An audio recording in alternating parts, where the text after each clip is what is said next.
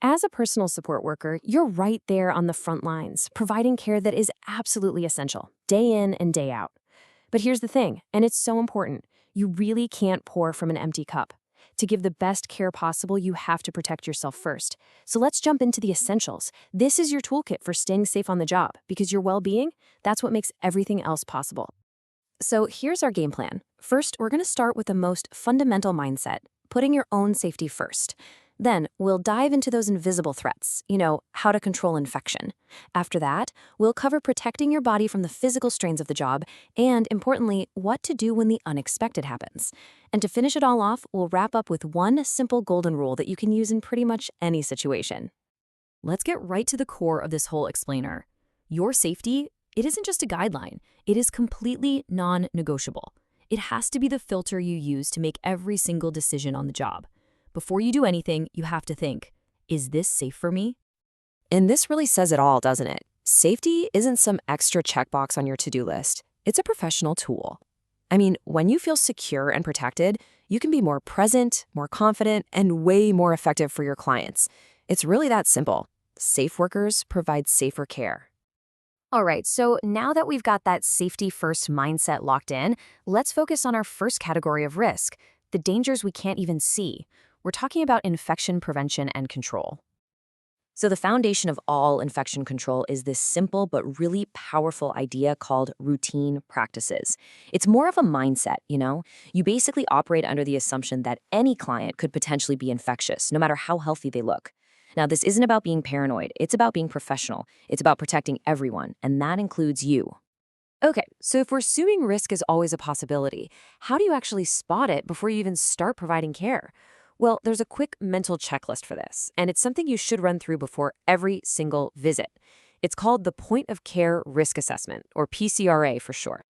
And this PCRA, it just boils down to 3 simple questions. First, is anyone showing signs of infection? And that means you or the client.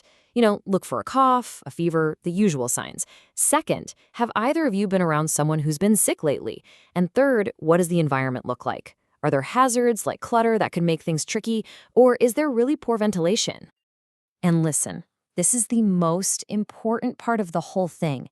If your answers to those questions give you that gut feeling that the risk is just too high, your instruction is simple. Pause. Just stop. Don't proceed. Your very next step is to call your care manager. You are always, always empowered to make that call.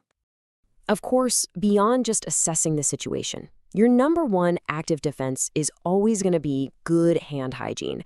And this isn't just about a quick rinse. It means really cleaning your hands at these key moments.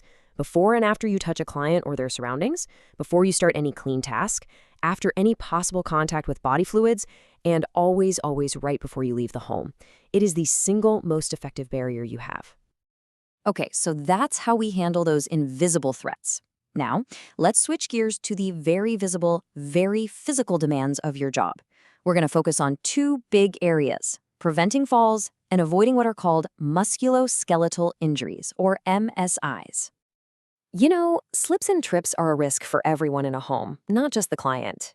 But the great news is that they're almost always preventable, just by turning simple habits into automatic actions.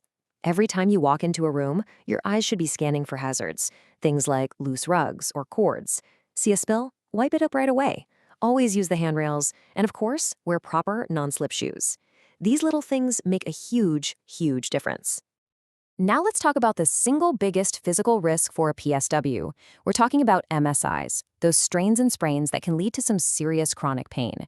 And what's the number one cause? It's the daily tasks of lifting, transferring, and repositioning clients.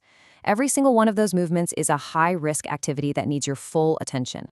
So before you ever perform a lift, you have to pause and assess 4 key things. First, the patient. What can they actually do to assist? And be realistic about it. Second, the task. Do you have the right equipment, and is it working properly?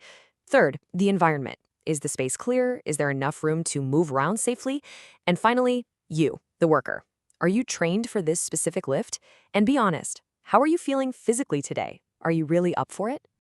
This one is absolutely non-negotiable. If your assessment of those 4 things gives you even a moment of hesitation, if just one answer makes you think, this doesn't feel safe, You do not proceed.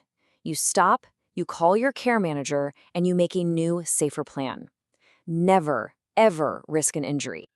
Of course, no matter how much we prepare, the unexpected can still happen. The key isn't trying to prevent every single possibility, but to know exactly what to do when an emergency pops up.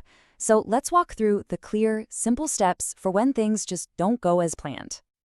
Look, it doesn't matter what kind of emergency it is, a medical issue, a power outage, a safety threat. Your priorities are always the same, and they're always in this exact order. Number 1, protect yourself first. You can't help anyone if you get hurt. Number 2, if there is any immediate danger to life, you call 911. And number 3, as soon as you are safe, you contact your care manager.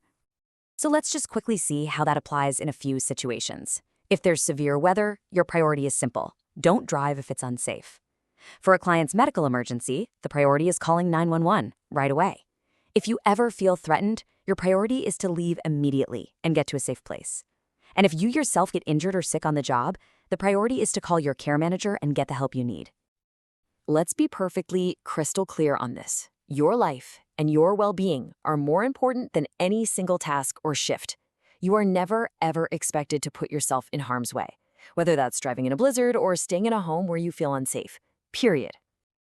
Okay, we've covered a lot of ground. So if you only remember one thing from this entire explainer, please let it be this. This is the golden rule that applies to every single situation we've talked about.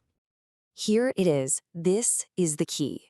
Anytime you feel that little moment of uncertainty, that little voice in your head that asks, is this actually safe? The answer is always the same 3 steps. Pause, reassess, and call your care manager. That simple process will always guide you to the right decision. Because at the end of the day, it all comes back to this one simple truth. Safety comes first, always. Your work is so incredibly important, and by staying safe, you make sure you can continue to do it well for a long, long time. Thanks for taking the time to focus on this with us.